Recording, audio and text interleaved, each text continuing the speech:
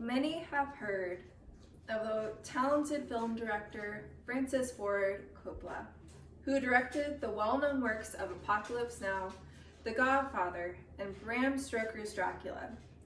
But how much is known of his accomplished director daughter, Sofia Coppola?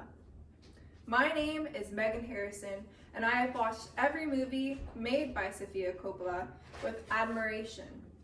This led me to discover her story and how she came to make some of my most favorite films.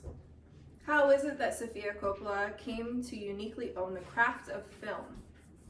To quote Time by Zacharek, there are two kinds of filmmakers in the world: those who want viewers to be dazzled by how hard they've worked, and those whose hard work melts into the film. We will uncover a childhood surrounded by greatness, a determined director of 7 films that capture women authentically, leading to awards and nominations groundbreaking for women in the industry. From birth, Sofia Coppola was immersed into the culture of Hollywood greatness. With a father as accomplished as Francis Ford Coppola and a mother as dedicated as Eleanor, it is easy to see how Sofia became enamored by the film industry. Sofia traveled through her father's film locations, assisting in casting and makeup while admiring and absorbing the sets by Bruback 2017. What really resonated to her was the beauty and fine, glamorous touches of the sets. Quoting directly from Gentlewoman article, she appreciates the nice things, artifacts of a period, beautiful objects that are well made, by Bruback.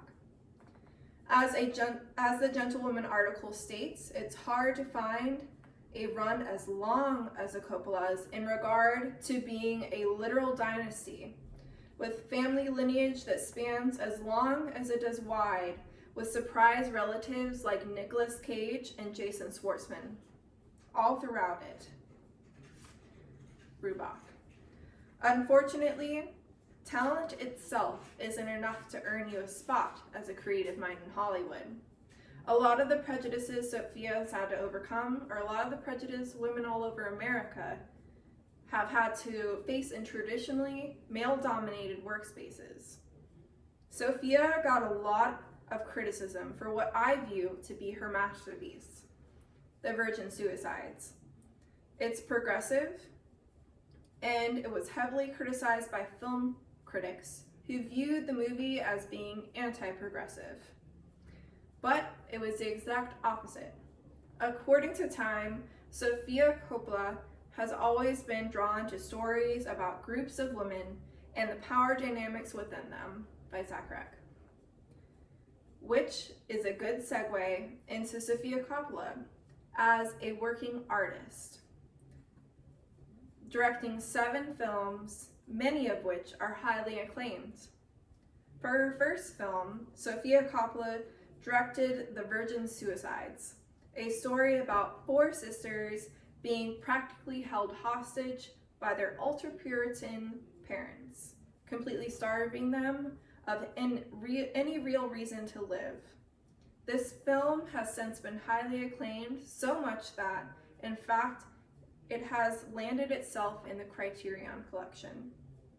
While The Virgin Suicides was largely ignored by the Academy, Sofia would finally win herself an Oscar for Best Writing for an Original Screenplay in her film Lost in Translation, a meandering anti-romance about the separation she felt because of her constant travel with her dad's work.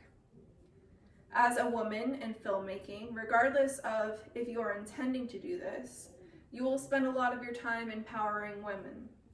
And The Beguiled, in my opinion, was Sofia's final recognition for the work that she had done in this role. Nicole Kidman, a highly accomplished actress, actively sought out working with her on this film because she is very demure and elegant. So there is an elegance to the filmmaking and the experience on the set. So just sort of want to do anything to make her happy, by Zachrach. If artistic creation itself isn't enough of a judge of quality of her work, Sophia has also been awarded an Oscar, as well as several nominations for her work. According to the New York Times, she won an Oscar for writing Lost in Translation, a New York Film Critics Circle Award for directing it. She received the Gold Lion Award at the 2010 Venice Film Festival for Somewhere, and was named Best Director at Cannes for 2017 remake of The Beguiled by Hoberman. These awards show that there is a place in Hollywood for feminine critique in media, and especially in Sophia's own words, girly movies, Hoberman. Awards aren't just granted to people who don't necessarily deserve them. It's hard to win an award from the Academy or from Cannes Film Festival without some degree of artois comprehension. And to me, what these films symbolize is the yearning for Hollywood to focus on the point of view that was ignored until very recently, and just so happens to be shared with half the planet, women. Although it may seem that Sofia Coppola was thrust into the limelight due to her massive family connections to the entertainment industry, Sophia offered something fundamentally different than her predecessors before her failed to offer. It is incredibly hard to write a point of view that you yourself have not experienced. And Sophia has been the perfect vehicle for exactly this, giving us the perspective of women in a male-dominated workforce. Hasn't fallen on deaf ears critically either, as she has been heavily rewarded for doing so. Because of her, the world of film isn't just more vibrant, but more inclusive, with its long overdue embrace of women in this traditionally male-dominated art form.